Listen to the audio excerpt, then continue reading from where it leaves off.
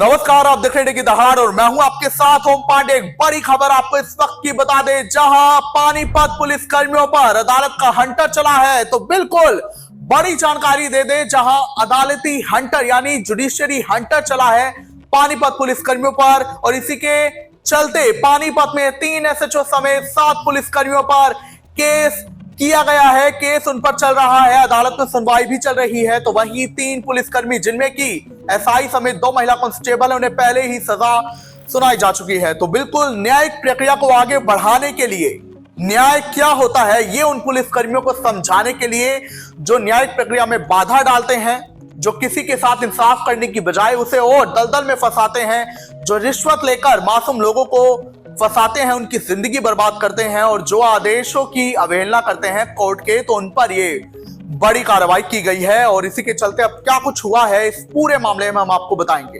तो कोर्ट के आदेशों की अवहेलना करने के लिए, न्यायिक प्रक्रिया में बाधा डालने के लिए, साथ ही गवाही के लिए पेश न होने पर कई पुलिस कर्मियों पर केस चल रहा है, जिनमें की 3 एसएचओ भी हैं, और उन्हीं के लिए मामले पर स्वतः संज्ञान लेते हुए कोर्ट में सुनवाई भी चल रही है। यहां तक कि एसपी को भी रिपोर्ट पेश करने के लिए कहा गया है, एसपी को रिपोर्ट तलब करने के लिए कहा गया है इन पुलिस कर्मियों की। तो 3 एसएचओ हैं, और इसके अलावा कुछ और पुलिसकर्मी हैं जिन पर कोर्ट के आदेशों की अवहेलना और न्यायिक प्रक्रिया में बाधा डालने, इसके अलावा गवाही के लिए पेश न होने पर कार्रवाई की गई। आखिर वो पुलिसकर्मी कौन है, हम अब आपको बताएंगे इस रिपोर्ट। तो देखिए, अदालत ने कड़ा संदेश दिया है कि न्याय में देरी या पुलिसिया लापरवाही को किसी भी सूरत में बर्दाश्त नहीं किया जाएगा, क्योंकि बीते दिन कोर्ट के आदेशों की अवहेलना करने पर 3 पुलिसकर्मियों को कोर्ट सजा भी सुना चुके हैं, जिनमें 2 महिला पुलिसकर्मी भी शामिल रही। तीनों ही मामलों में अदालत ने स्पष्ट किया कि न्यायिक प्रक्रिया में गवाहों की उपस्थिति अनिवार्य है, विशेषकर पुलिस कर्मियों के लिए जो कानून के रक्षक हैं। आदेशों की अवहेलना करने पर सख्त कानूनी कार्रवाई की जाएगी। तो पानीपत में थाना सेक्टर 29 के एसएचओ अनिल पर कोर्ट द्वारा स्वतः संज्ञान के लिए एक मामले में शिकायत ली गई है। इसी मामले में सुनवाई चल रही है, और इस मामले में एसपी पानीपत से रिपोर्ट मांगी गई थी, जिस पर विचार अभी बाकी है। मामले को 7 फरवरी 2026 के लिए स्थगित किया गया है। इसके अलावा किला थाना के एसएचओ श्रीनिवास पर अदालत द्वारा पुलिसकर्मी कार्यप्रणाली पर स्वतः संज्ञान की शिकायत ली गई है। कार्रवाई बीएनएसएस की धारा 223 के तहत एसएचओ को सुनवाई का अवसर देने के लिए नोटिस जारी किया गया है। साथ ही एसपी पानीपत से इस घटना की रिपोर्ट तलब की गई है। पूर्व एसएचओ राजीव कुमार, जो कि तहसील कैंप थाना में तैनात थे, एक मामले में उन्हें आरोपी को नाबालिग घोषित करने की अर्जी पर रिपोर्ट और हलफनामा दाखिल करने में अत्यधिक देरी के लिए इस मामले में अभी सुनवाई चल रही है। अदालत ने पाया कि बार बार अवसर देने के बावजूद जवाब उनकी तरफ से पेश नहीं किया गया। अब उनके खिलाफ बीएनएस की धारा 208 और 210 के तहत आरोप तय कर दिए गए हैं। अगली सुनवाई 17 फरवरी 2026 को होगी। वहीं आपको बता दें कि लापरवाही पर अदालती हंटर चला है, तो ऐसे में अब लगातार कार्रवाई भी चल रही है। इसके अलावा आपको बता दें कि समन्स स्टाफ में हेड कांस्टेबल राजवीर सिंह, तो 2 गवाहों के खिलाफ जारी जमानती वारंट को तामील करने में लापरवाही बरतने और केवल फोन पर सूचना देने की रिपोर्ट लगाकर वापस कर दिया गया है, और कोर्ट ने इसे वारंट के निष्पादन में जानबूझकर डाली गई बाधा माना है, यानी न्यायिक प्रक्रिया में बाधा माना है। उनके खिलाफ धारा 207 बीएनएस के तहत संज्ञान लेते हुए 8 अप्रैल 2026 के लिए समन जारी किए गए हैं।